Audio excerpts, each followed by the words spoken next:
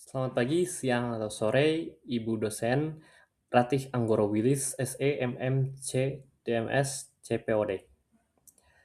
Selaku pemaku mata kuliah Digital Inovatif Entrepreneurship. Perkenalkan, nama saya Muhammad Lazuardi Ramdhani, dan hari ini saya akan mempresentasikan hasil analisis ujian akhir semester saya mengenai analisis strategi pemasaran digital dengan kerangka Sostek. Fokus presentasi ini adalah bagaimana sebuah perusahaan dapat merencanakan pemasaran digital secara sistematis untuk mencapai keunggulan kompetitif di era disrupsi.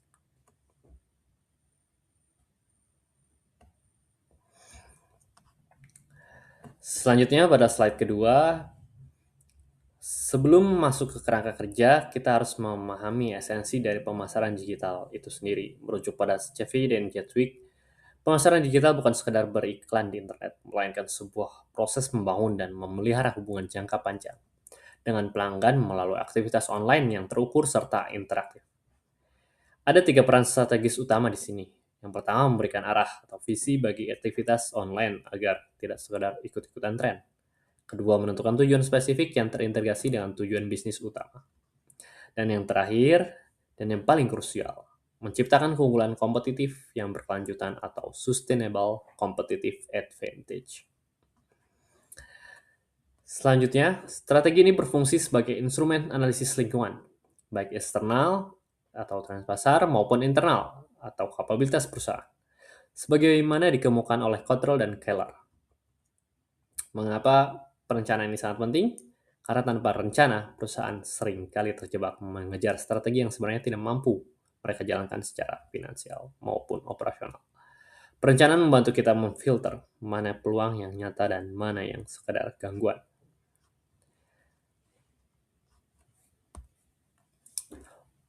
Selanjutnya mengenai tahapan model Sostek.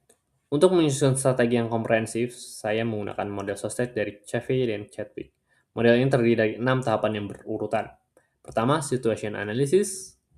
Yang kedua, objectivities. Yang ketiga, strategi. Pada yang pertama, situation analysis, kita mulai dengan bertanya di mana kita sekarang. Di sini kita membedah demografi audiens dan memantau pergerakan kompetitor terdekat. Kedua, objektif. Kemana kita ingin pergi? Tujuan harus smart atau specific, measurable, achievable, relevant, serta time-bound.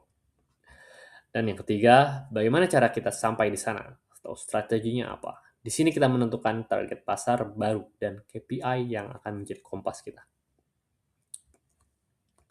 Selanjutnya, ada taktik, action, serta kontrol. Pada taktik, ini adalah detail operasional, seperti pemilihan platform, media sosial yang tepat, dan jadwal penayangan konten yang sinkron dengan kebiasaan audiens, seperti di prime time hour atau jam-jam yang krusial, atau jam 1, jam 2, mungkin bagi beberapa produk itu sangat krusial. Kedua, action. Siapa yang melakukan? Apa? Menentukan penanggung jawab dan alat tools yang diperlukan. Ini tentu menjadi krusial. Dan yang terakhir, kontrol. Tahap terakhir ini untuk memastikan kita tetap di jalur yang benar melalui pengambilan data snapshot berkala dan pengujian pengalaman pengguna secara rutin. Ini untuk mengukur KPI secara konsisten tentunya.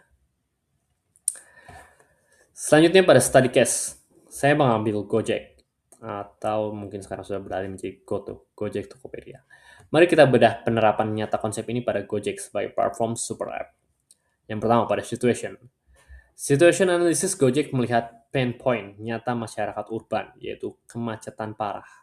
Kemacetan parah di kota besar yang menyebabkan investasi waktu yang luar biasa. Mereka tidak hanya melihat diri mereka sebagai perusahaan ojek, tapi sebagai solusi mobilitas dan logistik. Seperti yang kita tahu, transportasi umum di kota-kota besar belum cukup layak. Masih ada gap antara dari lokasi kita tempat tinggal menuju ke tempat transum, atau dari transum menuju ke lokasi kerja kita. Ada gap di sana dan Gojek hadir untuk mengatasinya.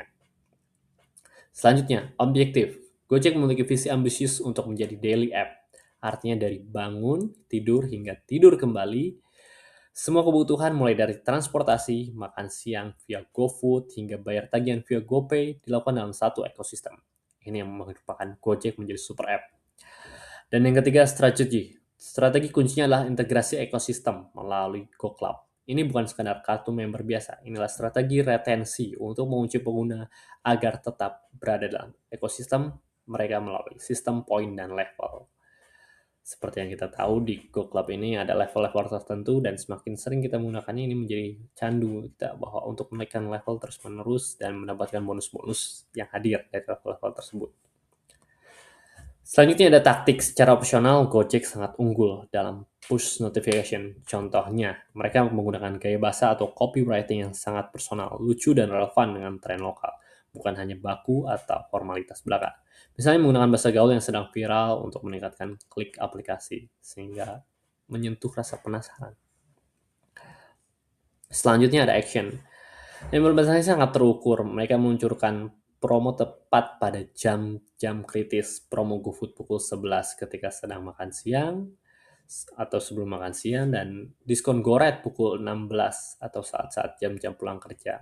Ini menunjukkan eksekusi yang didasarkan pada data perilaku konsumen atau pengguna. Tentunya peran big data pun berpengaruh di sini. Selanjutnya ada kontrol. Gojek memantau churn rate secara ketat. Jika pengguna yang biasanya memesan tiap hari tiba-tiba berhenti, sistem kontrol akan secara otomatis mengirimkan voucher diskon untuk memicu kembali penggunaan aplikasi. Ini tertentu melalui push notification sehingga pengguna men-trigger rasa penasaran. Selanjutnya, ada rekomendasi strategi. Berdasarkan analisis tersebut, saya mengajukan 3 rekomendasi utama yang untuk menciptakan keunggulan relatif yang lebih kuat. Personalisasi konten. Kedua, optimalisasi penggunaan UX atau user experience. Dan ketiga, manajemen kapasitas. Untuk yang pertama adalah perusahaan harus menggunakan big data untuk menyediakan pengalaman yang unik bagi tiap individu. Analisis keunggulan ini menciptakan psychological switching cost. Pengguna akan merasa aplikasi ini sangat mengerti saya sehingga mereka enggan pindah ke kompetitor. Meskipun ada diskon lebih besar di sana, karena mereka merasa terpersonifikasi sehingga merasa dekat dengan aplikasi tersebut. Yang kedua, optimalisasi pengalaman penggunaan atau user experience. Melakukan pengujian penggunaan secara rutin untuk memantau tingkat konversi. Analisis keunggulan ini kecepatan dan kemudahan transaksi digital. Frictionless adalah mata uang baru. Sebagai sedikit klik yang dibutuhkan pelanggan untuk membeli, semakin tinggi profitabilitas perusahaan. Selanjutnya ada manajemen kapasitas, yakni untuk mengatur hubungan kerja dengan agen eksternal yang relevan jika kapasitas internal tidak mencukupi untuk menangani taktik yang kompleks. Ini bukan perusahaan tetap ramping dan lincah atau agile, fokus pada kompensasi inti sambil tetap menggunakan teknologi pemasaran tercanggih di dunia. Terakhir, berikut daftar pustaka saya. Sebagai kesimpulan, strategi pemasaran digital yang sukses bukanlah tentang seberapa besar anggaran iklannya, melainkan seberapa runtut dan terencana setiap langkahnya. Menggunakan kerangka seperti Sostek, seluruh analisis ini didasarkan pada referensi dari Chevy, Kotler, dan Mahoney.